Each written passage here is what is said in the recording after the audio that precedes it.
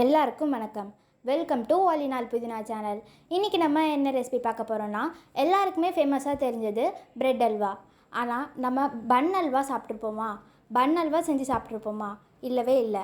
நம்ம இப்போது அதுதான் ட்ரை பண்ணி பார்க்க போகிறோம். நாங்களே இதை தடவை இப்போ ட்ரை பண்ண போகிறோம். இது எப்படி வந்திருக்கு, இது எப்படி செய்யணும் அப்படின்றது எல்லாமே வாங்க பார்க்கலாம். இப்போது இந்த பன் அல்வா செய்கிறதுக்கு நம்ம 2 பன் எடுத்து வச்சுருக்கோம். அதுக்கப்புறம் 4 ஸ்பூன் இல்லைனா 5 ஸ்பூன் நெய் எடுத்திருக்கோம். ஒரு பெரிய கப் அளவுக்கு பால் எடுத்திருக்கோம். முந்திரி, திராட்சை, பாதாம், அதுக்கப்புறம் ஏலக்காவை பவுட்ரு பண்ணி வச்சுருக்கோம். அரை பவுல் சுகர் எடுத்திருக்கோம். இப்போது நம்ம முதல்ல இந்த பன்னை ப்ரெட்டை எப்படி கட் பண்ணுவோமோ அதே மாதிரி சின்ன சின்னதாக ஸ்லைஸாக கட் பண்ணி வச்சுக்கலாம். நம்ம எப்படி பிரெட் அல்வா செய்வோமோ அதே மாதிரி தான் பன் அல்வாவும் நம்ம செய்ய போகிறோம். நம்ம சேனலில் எப்போவுமே ஒரு டிஷ் நம்ம எடுக்கிறோன்னா அதில் நம்ம புதுசாக ஏதாவது ஒரு பொருள் ஆட் பண்ணி அதை நம்ம டிஃப்ரெண்ட்டான விதத்தில் செஞ்சு முடிப்போம். இப்போவும் அதே மாதிரி தான் ப்ரெட்டுக்கு பதிலாக பன்னு வச்சு செஞ்சு ட்ரை பண்ணி பார்க்குறோம். 2 ப்ரெட்டில் செய்யும் போது நம்மளுக்கு நல்லா தாராளமாக நிறையவே வரும். இப்போ இதை செய்கிறதுக்கு நம்ம ஒரு பேனில் எண்ணெய் ஊற்றிக்கலாம். எண்ணெய் ஊற்றுறது நம்ம ஒரு அப்பளம்லாம் எப்படி பொரிப்போமோ அதே மாதிரி தான்.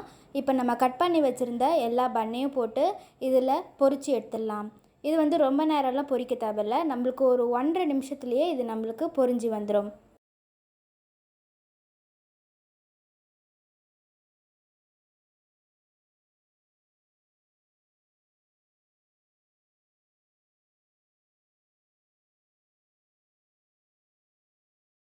நம்ம இப்போ இதை பொரிச்சிட்டோம். இதை நம்ம புட்டு பார்க்கலாம்.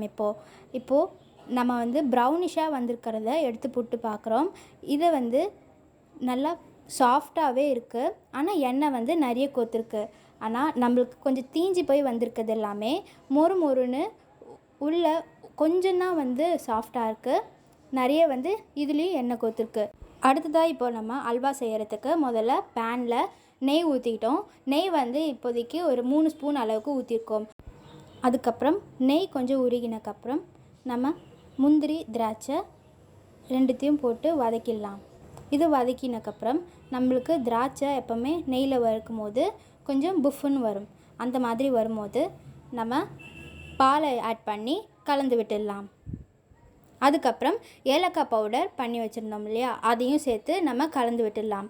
கலந்து விட்டுட்டு நம்ம ஒரு 1/2 பவுல் அளவுக்கு சுகர் எடுத்து வச்சுருக்கோம். அதாவது ஒரு 3 ஸ்பூன் அளவுக்கு சுகர் போட்டிருக்கோம்.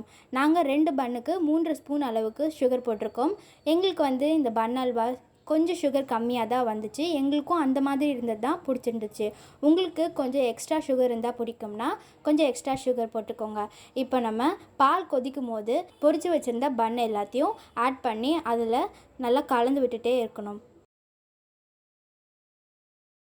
இதை நம்ம ஒரு 10 நிமிஷம் 12 நிமிஷம் நாங்கள் இதே மாதிரி கலந்து விட்டுட்டே இருந்தோம். இதில் நம்ம ஒரு கிளாஸ் அளவுக்கு பால் சேர்த்துருந்தோம். அதே கிளாஸில் அரை கிளாஸ் அளவுக்கு இப்போ தண்ணி சேர்த்துருக்கோம். உங்களுக்கு பால் வேணும்னா பால் சேர்த்துக்கோங்க. இல்லைனா தண்ணியை கூட நம்ம சேர்த்து இதை நல்லா கலந்து விட்டுக்கலாம். இந்த பன் அல்வா வரத்துக்கு நம்ம 10லேருந்து 12 நிமிஷம் வரைக்கும் கலந்து விட்டுட்டே இருக்கணும். அந்த மாதிரி கலந்து விட்டுட்டே இருந்தோம்னா நம்மளுக்கு கரெக்டான பக்குவத்துக்கு வந்துடும். நாங்களும் இதை ஒரு 12 நிமிஷம் வரைக்கும் கலந்து விட்டுட்டே இருந்தோம். அப்போ தான் எங்களுக்கும் நல்லா கரெக்டான பக்குவத்தில் சூப்பராக வந்துச்சு.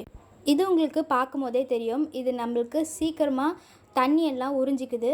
இது நீங்கள் கடைசியில் வர வரைக்கும் கண்டிப்பாக இது எப்படி டிஃப்ரெண்ட்டாக மாறுது, நம்மளுக்கு தண்ணியெல்லாம் எப்படி உரியுது அப்படின்றதையும் பார்க்கலாம். ஏன்னா அந்த 12 நிமிஷமும் நாங்கள் வீடியோ எடுத்து அதை ஒரு 4.5 நிமிஷமாக ஆக்கி ஸ்பீடெல்லாம் போட்டு நம்ம இதில் பன் அல்வா கடைசியில் எப்படி வருதுன்றதை காமிச்சிருக்கோம்.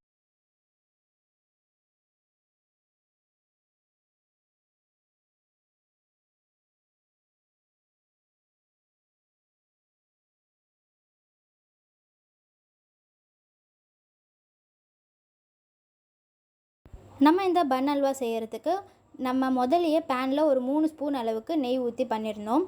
இப்போது இந்த பன் அல்வா முடிகிற ஸ்டேஜில் இருக்குது. அதனால் மறுபடியும் ஒரு 2 ஸ்பூன் அளவுக்கு நெய் ஊற்றி இதை கலரி விட்டுட்டோம்னா நம்மளுக்கு இந்த பன் அல்வா ரெடி ஆகிடும்.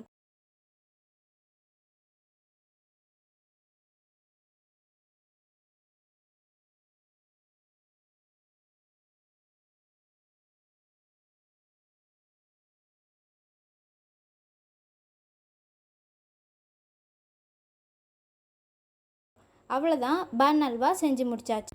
இந்த பன் அல்வா நம்மளுக்கு பிரெட் அல்வா அளவுக்கு டேஸ்ட்டு கொடுக்கல, ஆனாலுமே இந்த பன் அல்வா வேறு விதமான டேஸ்ட்டு கொடுத்துச்சு. இது சாப்பிட்றதுக்கும் ரொம்ப நல்லாவே இருந்துச்சு. ட்ரை பண்ணி பாருங்கள்.